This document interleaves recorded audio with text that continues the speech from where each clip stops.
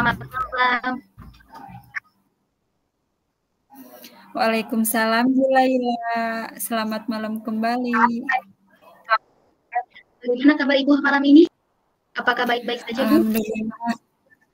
Alhamdulillah, Bu. Pada malam ini saya sedang keadaan dalam baik-baik saja. Tapi kenapa ya yang saya lihat itu Bu Pipi kurang ceria gitu, Bu? Apakah ada permasalahan yang memang ingin Bu Pipi ceritakan dengan saya gitu? Boleh, Bu? Sebelumnya terima kasih Ibu sudah bersedia menawarkan Ibu untuk mendengarkan unek-unek permasalahan atau beban yang ada pada diri saya, Bu. Mohon maaf, Bu, saya jadi mengganggu waktu Ibu ya.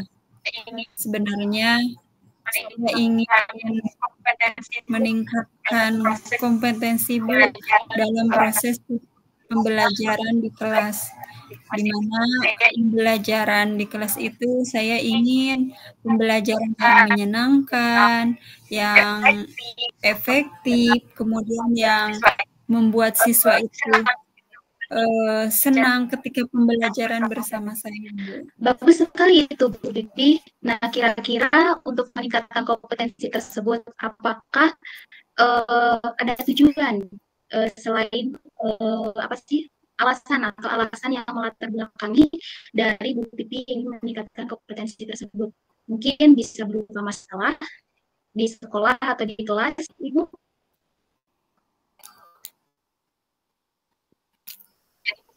Iya Bu, jadi alasan saya dan tujuan saya itu ingin menciptakan kelas saya itu yang aktif. Jadi ketika pembelajaran saya berlangsung, saya ingin siswa itu aktif, kemudian kritis, kemudian suasana lingkungan belajarnya juga menyenangkan Bu, seperti itu.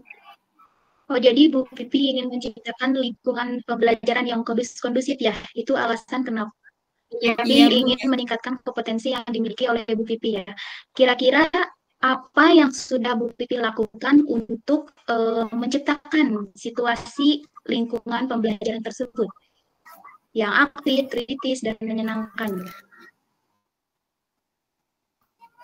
Sebenarnya Bu, saya sudah melakukan berbagai metode, tapi mungkin nggak tahu pemahaman saya yang memang kurang terhadap metode-metode pembelajaran atau bagaimana.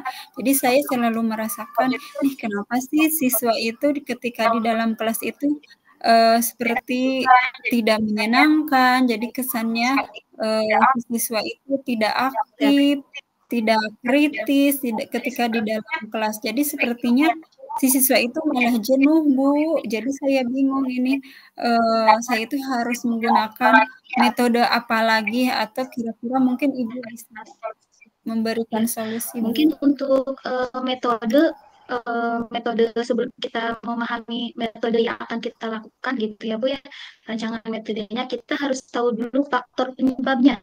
Nah, kira-kira Bu Pipi sudah tahu belum faktor penyebab kenapa anak tersebut apa sih namanya kurang kondusif gitu ketika di kelas?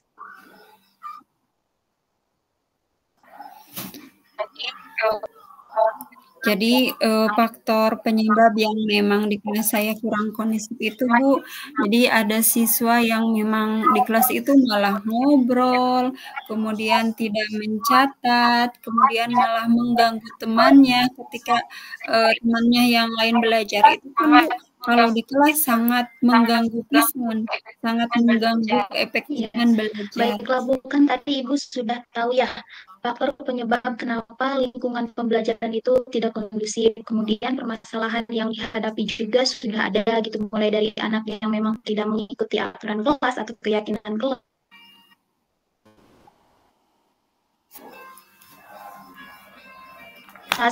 Anak yang tidak suka mencatat atau lebih sering ngobrol gitu kan. Nah, maka dari itu kita harus tahu dulu nih strategi untuk memecahkan permasalahan tersebut. Nah, tadi kan pertama kita sudah tahu nih faktor penyebabnya. Kemudian selanjutnya itu kita juga harus tahu dulu gitu alasan anak anak tersebut kenapa di sekolah tidak mengikuti aturan, lebih suka mengobrol atau tidak mencatat, atau misalnya lebih sering mengganggu temannya sehingga membuat lingkungan kelas yang kondusif. Nah, kira-kira Bu Pipi apakah sudah tahu alasan kenapa anak tersebut melakukan tindakan negatif seperti itu? Saya pikir mungkin mereka yang pertama kurang paham dengan materi yang saya sampaikan. Kemudian saya juga pikir metode pembelajaran yang saya gunakan itu mungkin kurang efektif juga, Bu. Ya, jika demikian berarti kita harus bisa lebih memberikan penjelasan ya yang menarik kepada anak terkait metode pembelajaran atau materi yang kita sampaikan, bisa agar anak tersebut paham gitu, bisa menggunakan berbagai macam metode, misalnya fun game atau metode yang lebih menarik perhatian atau minat anak untuk belajar ya Bu. Seperti itu mungkin ya Bu ya. Iya Bu, terima kasih Bu. Mungkin saya akan mencoba melakukan. Selain itu Bu, kita juga perlu memberikan penguatan positif juga ya kepada anak untuk dalam mengingatkan sebuah keyakinan kelas, kemudian cara memahami situasi atau menciptakan lingkungan belajar yang efektif gitu juga. Terus kita juga harus selalu melakukan kolaborasi juga dengan orang tua siswa dalam memberikan penguatan disiplin positif kepada anak, baik itu di rumah ataupun di sekolah. Mungkin seperti itu Bu. Iya Bu, kemudian apakah komitmen yang Ibu lakukan untuk melakukan atau menyelesaikan permasalahan tersebut? Mungkin komitmennya seperti yang tadi Ibu sampaikan, ya harus terus belajar mengenai metode pembelajaran yang efektif, kemudian membuat lingkungan belajar yang nyaman, kemudian selalu berkolaborasi dengan guru, rekan sejawat, dan juga yang lainnya. Komitmen itu harus selalu diterapkan di sekolah agar tujuan tersebut dapat tercapai. Kemudian dari komitmen yang sudah Ibu lakukan atau yang sudah Ibu sampaikan tadi, apakah Ibu sudah memiliki gambaran terkait strategi apa yang akan Ibu lakukan?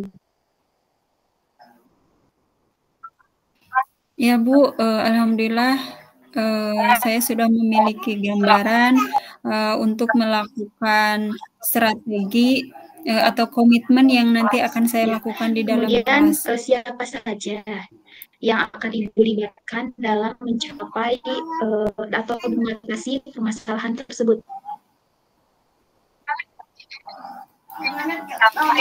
Mungkin yang pertama yang akan saya libatkan itu siswa, kemudian pihak kurikulum ya, karena pihak kurikulum pasti yang lebih tahu tentang proses pembelajaran.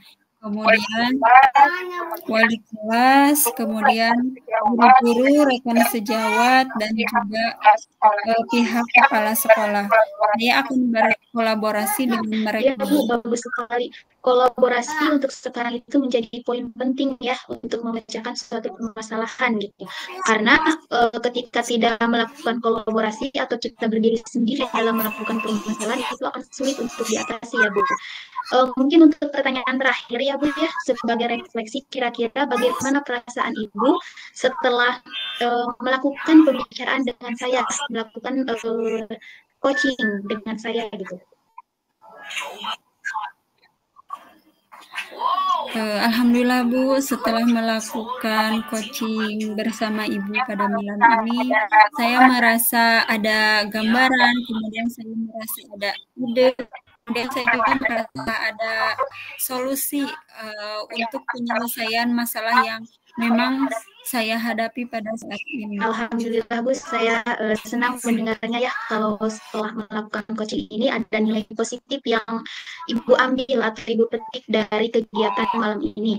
Mudah-mudahan Ibu Pipi dapat menerapkan strategi atau solusi dari permasalahan yang dihadapi oleh Bu Pipi ya Bu ya. Nah, apakah ada pertanyaan lagi Bu Pipi? Ya Bu ya. Apakah ada? Mungkin sudah Bu, cukup Baiklah saja. Bu, karena memang tidak ada yang ingin disampaikan lagi gitu. Untuk pembicaraan malam ini dicukupkan sekian saja ya Bu ya. Kita ketemu lagi mungkin minggu depan di jam yang sama. Terima kasih Bu Pipi atas waktunya dan saya senang sekali mendengarkan curhatan dari Bu Pipi karena itu juga menjadi sebuah refleksi sendiri untuk saya. Terima kasih Bu. Assalamualaikum. Iya, sama-sama Bu. Saya terima kasih kembali. Waalaikumsalam warahmatullahi wabarakatuh. Bismillahirrahmanirrahim. Assalamualaikum Bu Laila, apa kabar? Sehat? Bu Pipi, alhamdulillah. Sebetulnya saya sehat, tapi kurang baik-baik saja.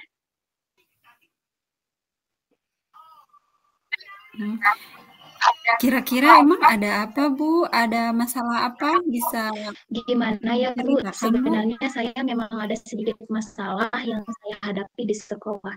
Kira-kira Bu Pipi ada waktu tidak untuk mendengarkan keluh kesah yang saya alami? Silakan saja Bu, saya siap untuk mendengarkan. Sama sekali tidak mengganggu. Terima kasih Bu sebelumnya. Jadi gini ya Bu ya, beberapa hari ini saya merasa tidak nyaman, kepikiran terus dan merasa nggak bisa tenang gitu Bu dari masalah yang ada gitu pada diri saya.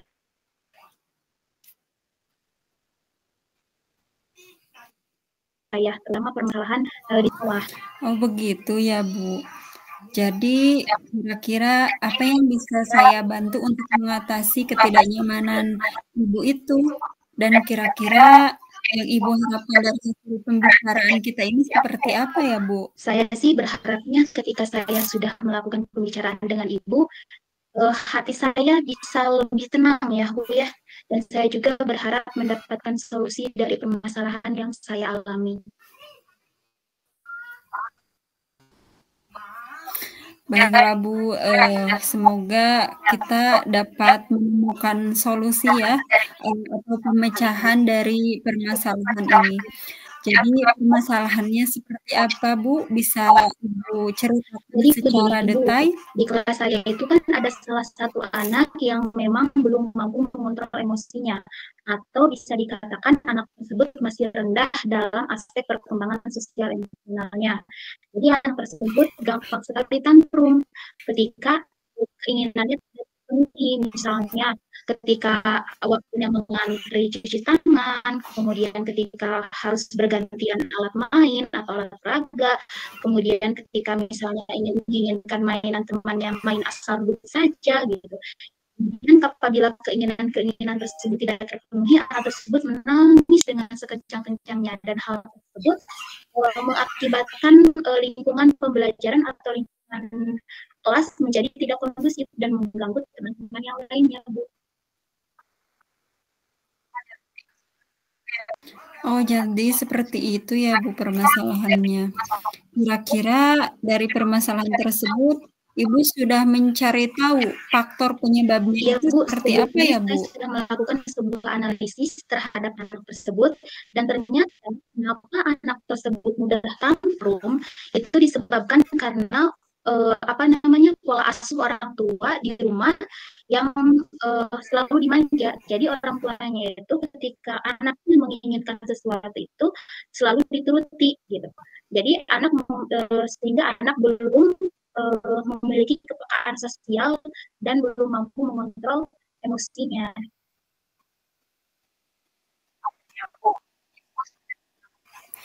Oh iya Bu, Ibu sudah menjelaskan tadi masalahnya, kemudian faktor penyebabnya juga seperti apa. Nah, kira-kira Bu, komitmen apa yang akan Ibu lakukan? Mungkin untuk komitmen, saya itu berkomitmen untuk tetap tenang dalam merespon emosi anak. Kemudian saya juga tidak mudah untuk marah atau frustasi ketika menghadapi. Jadi diupayakan saya itu tidak merespon anak dengan emosi. Gitu. Jadi saya berusaha untuk tetap tenang. Kemudian saya juga selalu mengizinkan anak untuk mengungkapkan emosinya. Saya juga selalu berusaha untuk mengajarkan anak keterampilan dalam penyelesaian masalah. Kemudian saya juga melakukan komunikasi dengan orang tua siswa tersebut terkait dengan perilaku anak di sekolah. Seperti misalnya saya memberikan contoh yang baik dengan perilaku yang baik untuk anak, juga orang tua mencontohkan perilaku yang baik juga kepada anak.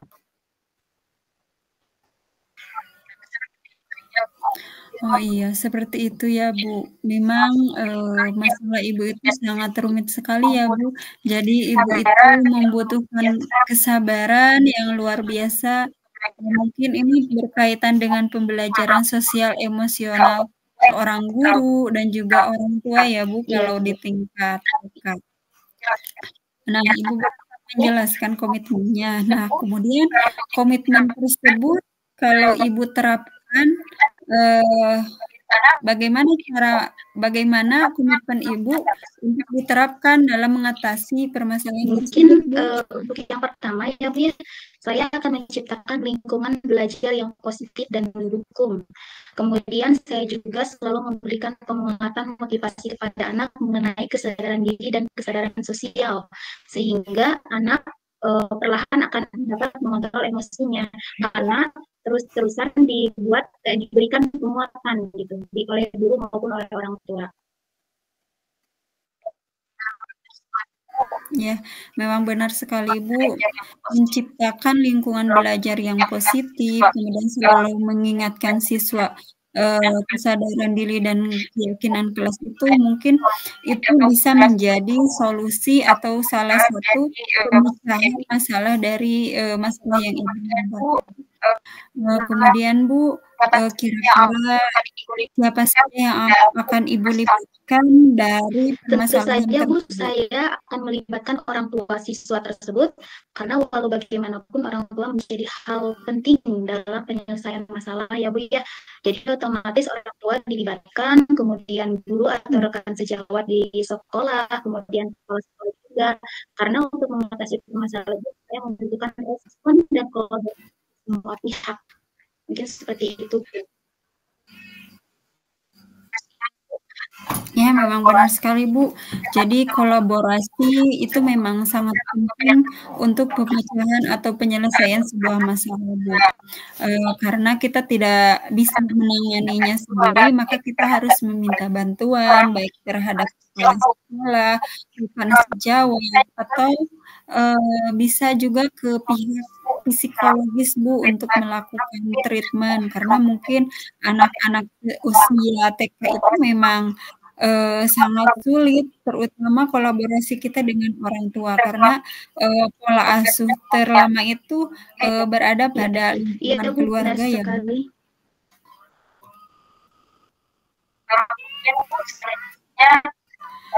Kemudian Bu, selanjutnya bagaimana perasaan Ibu setelah melakukan Alhamdulillah malam Bu, ini, Bu? saya merasa sangat lega dan saya sudah mulai merasa nyaman karena unek-unek yang selama ini saya pendam sudah tersalurkan dengan saya menceritakannya kepada ibu. Kemudian saya juga tadi mendapatkan beberapa pencerahan atau solusi dari permasalahan yang saya hadapi. Ya, mudah-mudahan Bu, pembicaraan malam ini dapat menjadikan kita bermanfaat ya Bu, dan kita bisa meningkatkan kompetensi kita. Kira-kira Bu, ada yang ingin lagi Mungkin ditanyakan sepertinya Bu? sudah Bu.